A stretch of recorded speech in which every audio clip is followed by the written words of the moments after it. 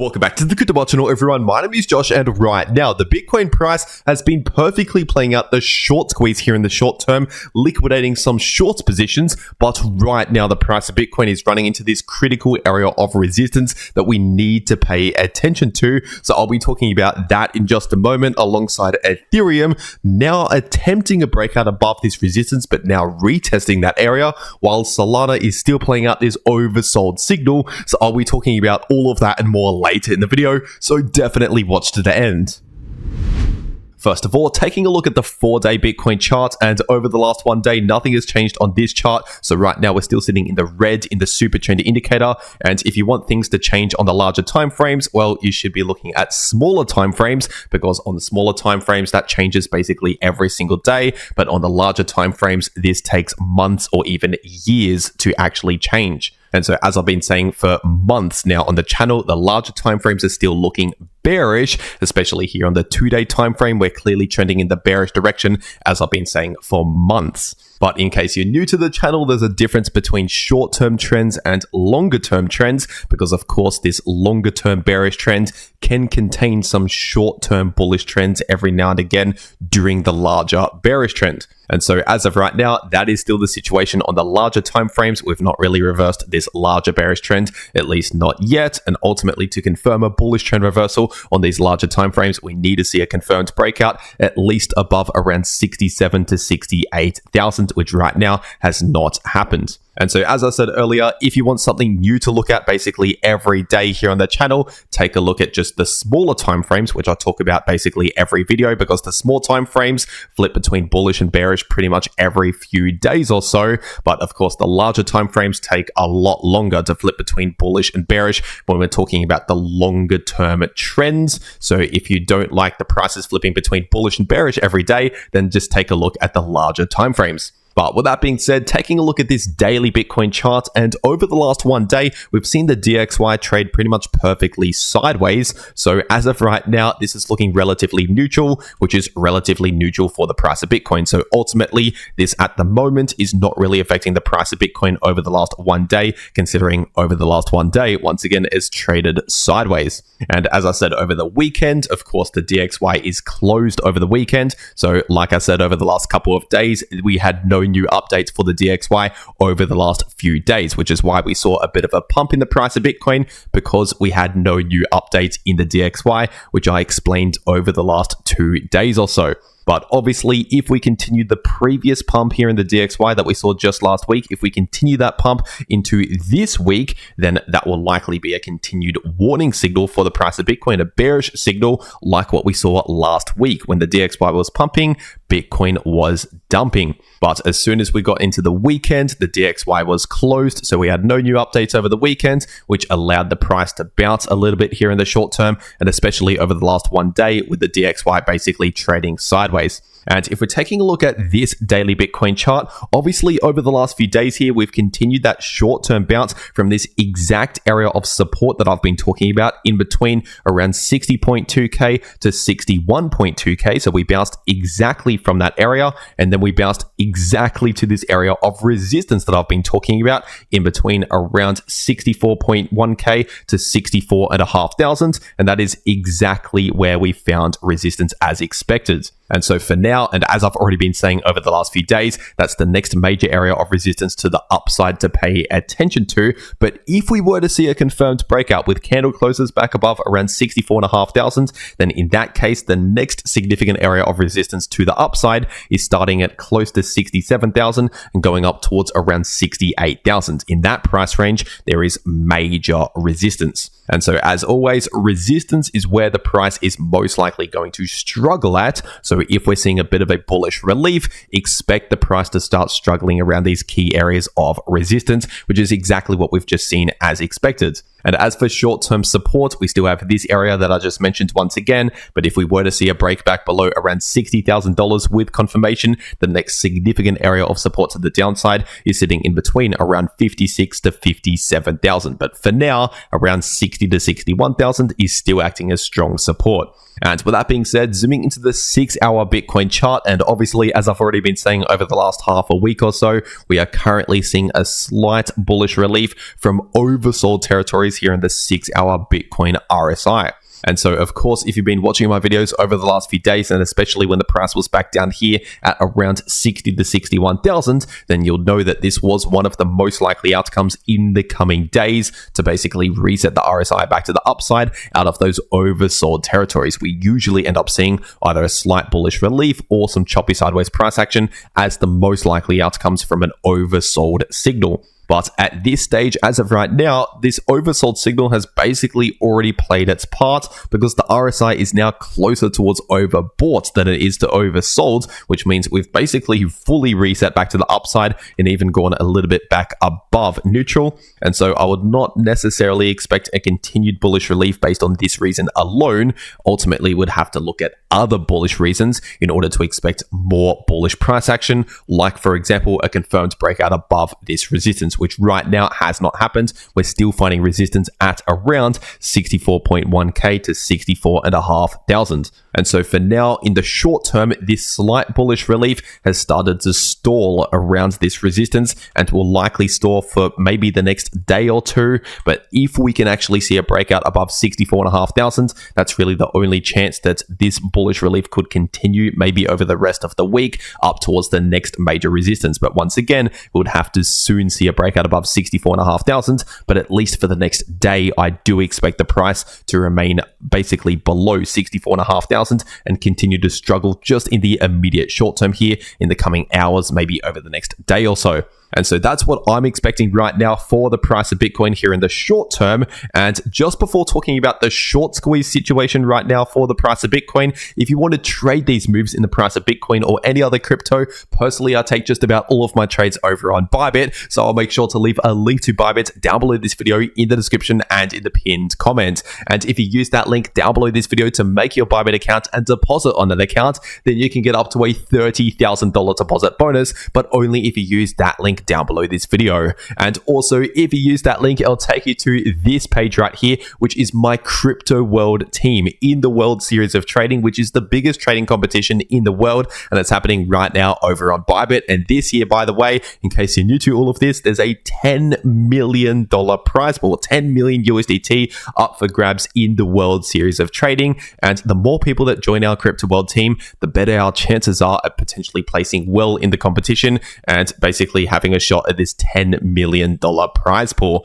But even if you're not the best trader in the world, just by joining my team and entering the competition, link down below once again, you basically enter into this lucky draw, which is one of the prizes for the competition, where you could potentially win a Rolex watch or some airline tickets or even a luxury yacht. That is right, Bybit is giving away an entire luxury yacht in this trading competition as a lucky draw prize, simply just by entering the competition and joining my cryptoworld team. Once again, link down below. But for whatever reason, if you cannot access Bybit or if you cannot KYC on Bybit, there's also Bitfinex, which is another crypto exchange similar to Bybit, but you don't need KYC for Bitfinex, which means if you're in the US or the UK, for example, or another country where you might not be able to access Bybit, you can access Bitfinex. So I'll also leave a link to Bitfinex down below this video. And if you use that link, you can get an exclusive 5.5k deposit bonus and a 10% discount on all trading fees on the Bitfinex exchange forever, but that's only if you use the link below this video to make your Bitfinex account. And so as another option out there other than Bybit, once again, there's Bitfinex, links down below if you want to claim those extra bonuses. But with that being said, taking a look at the Bitcoin liquidation heat map, and obviously over the last 1 to 2 days, we've seen a small short squeeze in the short term, a slight bullish relief, taking out some short positions right here. And obviously, if you've been watching my videos over the last couple of days, you would have known about this before it even happened. First of all, 2 videos ago now, just 2 days ago here on the channel, I was saying right back here that we're most likely going to see a bit of a short squeeze coming soon. And then I doubled down on that yesterday. I said again just yesterday in my last video that we are now starting to see the early signs of this short squeeze and starting to already liquidate some early short positions right here. And so as I explained in my last video, this will act as a bit of fuel, basically pushing the price a bit higher here in the short term. But like I also said in my last video, don't expect a massive bullish movement because we don't have a massive amount of liquidity. So I said expect a slight bullish movement, which is exactly what we saw as expected. And so now that we've perfectly played out that move in the price of Bitcoin over the last couple of days here, we still have some more liquidity at around 64,500 to around 65,000, and a decent level of liquidity still sitting at around 66,500,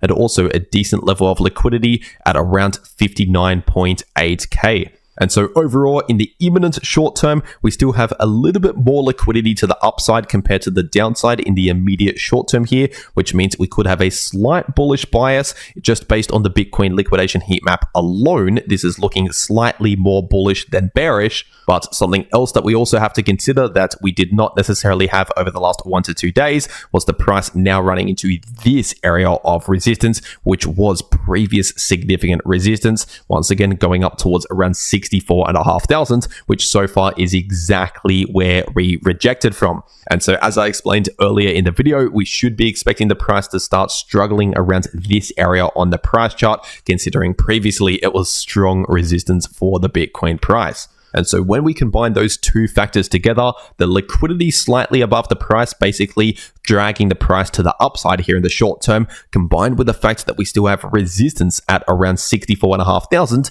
this will basically result in most likely a bit of choppy sideways price action as the price wants to go to the upside, but runs into that resistance and then sees slight rejections and things like that. That's what we're most likely going to see just over the next day or so, just talking about the short term once again. And so that's exactly what I'm expecting here in the short term for the price of Bitcoin. And if we're getting into the Ethereum charts today, looking at the 3-day time frame, right now nothing's really changed on this chart. So getting straight into the 8-hour Ethereum chart, and technically speaking, we're still seeing this oversold signal play out, but right now the RSI on the 8-hour time frame has already reset back towards the neutral level, which is 50. And so now that we've seen this oversold signal play out pretty much perfectly over the last half a week or so, technically speaking, this has made some more room to the downside now in the RSI, which we have seen previously time and time again, because this is not necessarily a trend reversal signal. Sometimes it just means a slight bullish relief or a bit of a choppy sideways price action, a bit of a sideways consolidation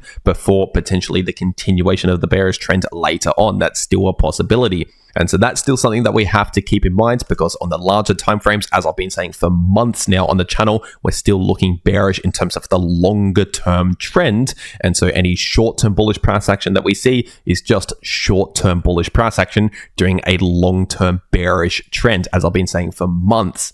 And so if we're getting into this 8-hour Ethereum chart, just over the last 1 day, we've seen an attempted breakout in the price of ETH above this area of resistance, which was sitting in between around 2440 to 2470. But at the time of recording this video, we're not only retesting this area, but we're potentially about to see a breakback below this area, which so far has not been confirmed with candle closes. But if we start to see candle closes in the price confirming back below around 2440, that essentially means that we never really properly confirms the breakout because we failed the retest, and basically seeing a retest actually confirm is one of the confirmation signals to confirm a breakout. And so if we see a retest fail and break back below the area, that means the breakout obviously failed and it was just a fake out. And so that would be a bit of a short-term bearish signal pointing towards potentially another drop back down towards this area of support in between around 2280 to 2320 as a likely scenario if we actually confirm a breakback below around 2440 with candle closes. And there's also a good chance that Ethereum would simply just follow along with what Bitcoin is doing. And so if Bitcoin dumps or pumps in the short term, either way, Ethereum would likely follow similar price action to what Bitcoin is doing. And once again, if you're new to all of this, remember the difference between the different time frames. Here in the shorter term time frames, expect this to change directions basically every couple of days. So yesterday could have been very bullish, today could be very bearish, and then tomorrow could be very bullish again. If we're looking at the smaller time frames, that's simply the nature of smaller time frames. But if we're zooming out to larger time frames, this takes months, if not years, to change. But with that being said, taking a look at the price of Solana on the daily time frame, and Solana is simply just following with what Bitcoin and Ethereum are doing. So for example, over the last few days, we played out that oversold signal and bounced from this support, just like Bitcoin, for example. But just over the last 1 day, obviously Bitcoin ran into that resistance that I've already been warning about, saw that rejection, and right now Solana's also seeing a slight little pullback in the short term, following with what Bitcoin is doing. And as for support and resistance to watch out for, we still have this area of support in between around 137 to 142. But if we were to see a confirmed break below around 137 with candle closes and ideally flipping that into new resistance, then in that case, the next major area of support to the downside is sitting in between 120 to 128. And as for resistance, we do have some resistance at around 152 to 154, give or take, based on previous resistance. And also we have significant resistance in this price range in between 159 to 163. And if we're zooming into the shorter term, looking at the 6-hour time frame, obviously over the last half a week or so, we pretty much perfectly played out this oversold signal exactly as expected. But just over the last one day, this RSI now got to the point where it was not only reset back towards more neutral levels, but it actually got closer towards overbought than it was to oversold. We actually went above neutral into the top half of the RSI, which means the RSI has well and truly reset now from those oversold territories. And so technically speaking, this has now given us some more room to the downside again in the RSI, which can also lead to more room to the downside in the price of Solana, as we've seen previously. And so we're now at the point in the short term where we've basically already exhausted this oversold signal. We've already played this out. So for this to continue in more of a sustainable bullish trend, we now need to see other bullish signals, like for example, confirmed breakouts above key resistance. And ideally, Bitcoin also needs to do that in order for other cryptos like Ethereum and Solana to also start breaking out and flipping more bullish again in the short term. But with that being said, if you want to trade these moves in the price of any crypto, once again, check out those links down below this video to claim those extra bonuses.